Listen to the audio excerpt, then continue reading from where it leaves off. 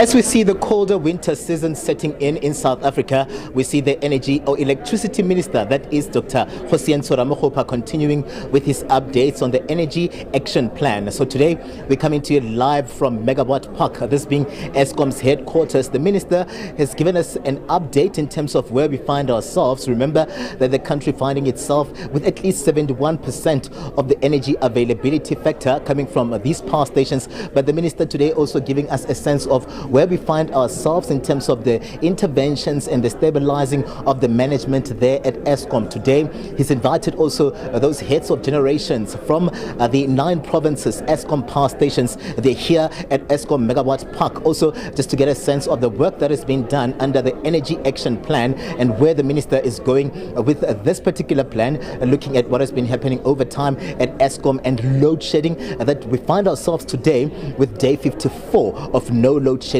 as we go into winter. I'm going to bring the minister into the conversation now, Minister Kgosientsho Ramokgopa, who joins us to just give us an update in terms of where we find ourselves. We see really yourselves, Eskom, petting themselves in the back, looking at where we find ourselves now. A welcome relief from South Africans that have seen at least 54 days of uninterrupted supply of energy. And we see you saying that this is at least a trend line that you have been picking up, a positive one, looking at the interventions that are underway. Give us a sense of where we find ourselves right now in terms of the energy availability. No, thank you, Katlego. I think we use the opportunity just to share that the year to date. So if you measure from the 1st of April, it's sitting at about 60.7%. Of course, we reached the high of 70.78 on a particular day, I think the previous Sunday. So what does that say? It says a number of things. That the trend line is positive. We're beginning to see sustained levels of improved energy action plan. And we also know now that it's not the diesel that is saving us, contrary to the public narrative that others want to construct. You have seen that when I do a juxtaposition, a comparison, how much we spend in 2022, how much we spend in 2023 on diesel, the past the period of May, I think we're now just below about 23 million rands compared to 100 million rands that has been spent in the previous financial year.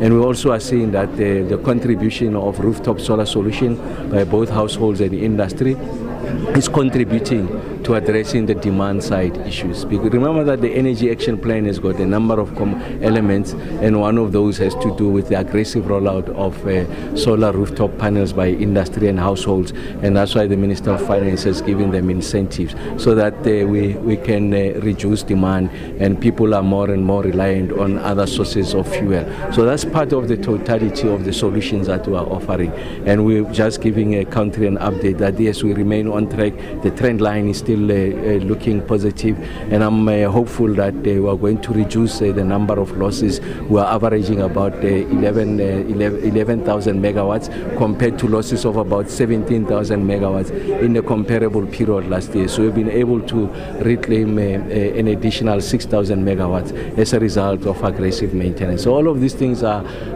bearing fruit, they are paying off, but we are not out of the woods yet. So it's important that we look for new generation capacity. We sustain the improvement, then we can say confidently that we have resolved the question of load shedding.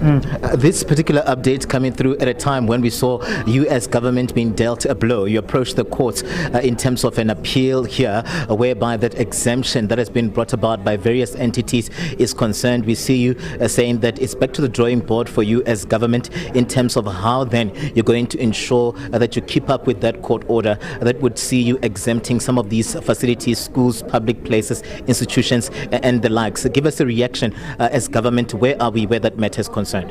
Well, firstly is that we have never denied that load shedding is diminishing the constitutional rights of citizens, including the right to good quality learning, healthcare, you mentioned them. So it's a major disruption. The one issue that we've been raising was that we needed legal clarity on what that means when you say that the minister must design effective plans so that we are not in contempt of the law when we design plans that the court doesn't deem to be appropriate, that in fact we keep at the basic minimum to what the court has said, of course, we'll do exceptionally more. So we just needed clarity on that and the right to go and appeal so that we get what that clarity is. But what we'll do as we wait for the legal advice from state law advisors, we'll keep at it. We'll ensure that we are able to improve the performance of the grid so that we make this point moot. We get to a situation where you don't have a conversation whether you must exempt or not, because that question arises if you have load shedding. But like I said, it's sometime in the future. And in the meantime, we're still looking for those solutions to provide uninterrupted solution to the hospitals, clinics, and schools. You'll see that this week we'll be in eThekwini. We're receiving now much bigger size capacity generators. Those will be given to school, to clinics and correctional services. So we're continuing to ensure that even though we seek this legal advice, but we must do our work, ensure that the sustained supply of electricity and that we negate, in fact, this conversation. But in the meantime, we still continue to search for other solutions to help schools and clinics, hospitals, whoever is mentioned there in the court judgment, to receive this uninterrupted power supply. And just before we let you go, briefly, Minister, I know you have to go into a meeting with the Eskom heads. Give us a sense of the ERA bill. It's at the table of the President. We're looking at him signing it into law anytime from now, and you're saying he's locating a pen to sign this into law. Give us a sense of where we are, where that bill is concerned, and can we expect it to be signed before the elections? Oh yes, the President will make the determination. Both houses has approved it. For me, I think the biggest takeaway is that it's revolutionary and transformational, in that it eliminates the 100-year monopoly of Eskom that Eskom enjoyed, especially on the generation side.